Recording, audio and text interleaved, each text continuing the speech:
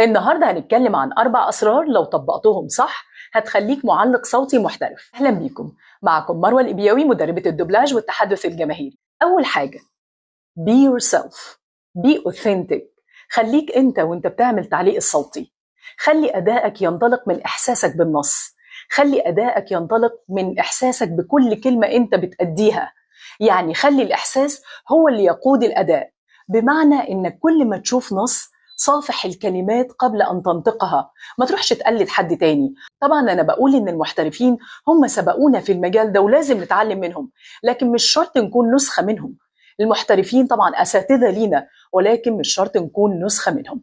خليك أنت أفضل نسخة من نفسك. تاني حاجة be prepared، خليك مستعد. كل يوم اتدرب على حالك، كل يوم اقرأ بصوت عالي ولو سكريبت واحد، سكريبت دوكيومنتري، اقرأ حاجة في الوثائقيات، اقرأ أي نص في الأخبار، درب نفسك على إعلانات كتير. كل يوم اتدرب قدام المراية ولو 5 دقايق. وخلي النصيحة المهمة دي قوي إنك تقرأ بصوت عالي، read out loud.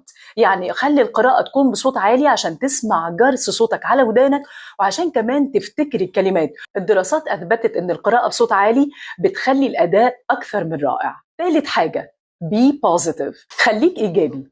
يعني إيه أخليني إيجابي؟ يعني لو الإعلان فيه ابتسامة لازم ابتسم، لازم الفيشل اكسبريشن بتاعتي تعبر عن الابتسامة، تخلي مشاعرك توصل للجمهور. يعني لو الإعلان فيه فيتاليتي، فيه حيوية، لازم مشاعرك توصل للجمهور. مثلا لو أنا جيت أقول نسكافيه 3 في 1 قهوة الطالب المصري، والنهارده ان شاء الله هيكون معانا تطبيق عملي على اعلان نسكافيه 3 في 1.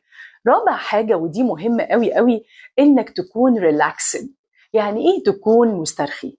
مسترخي بمعنى انك ما تكونش داخل خايف، لان مشاعرك واحساسك بينتقل للجمهور عبر، لو كنت مثلا عبر راديو او تلفزيون او حتى اي فيديو انت بتسجله او بتصوره. كل المشاعر اللي انت بتقدمها خلال الاداء بتوصل للجمهور. طب ازاي اكون ريلاكسد؟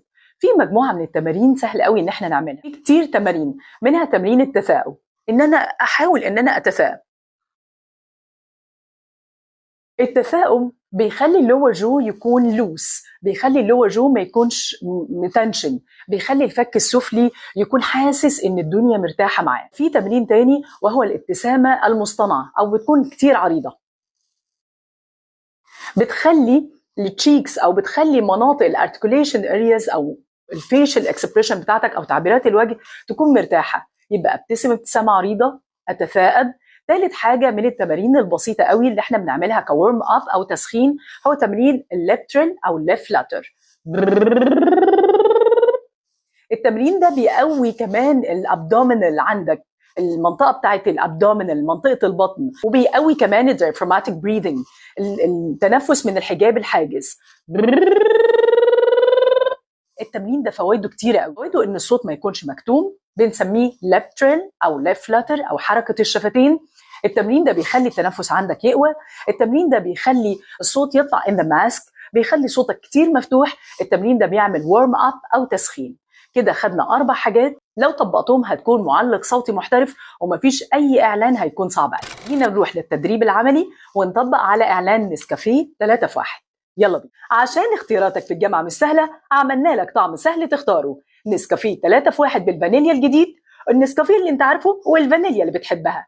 نسكافيه 3 في 1 قهوه الطالب المصري. لو جينا نشوف الاعلان، عشان اختياراتك في الجامعه مش سهله، لازم ادخل الاعلان وانا عندي ابتسامه، يعني اكون ريلاكسد.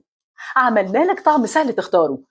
الاعلان فيه فيتاليتي وحيويه، بس كمان انا لازم انطلق من منطقه ان انا اكون مرتاح او مسترخي، مش متنشن، ولا فيشل اكسبريشن بتاعتي فيها تنشن. نسكافيه 3 في 1 بالفانيليا الجديد لازم اعطي حماس وقوه اكتر.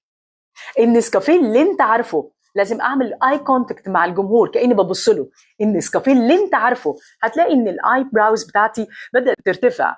النسكافيه اللي انت عارفه عشان انا بكلمك، والفانيليا اللي بتحبها. نسكافيه 3 في 1 وكاني بتدرب على حركات الجسم. قهوه الطالب المصري. انا عملته ببطء عشان نقسم التقنيات.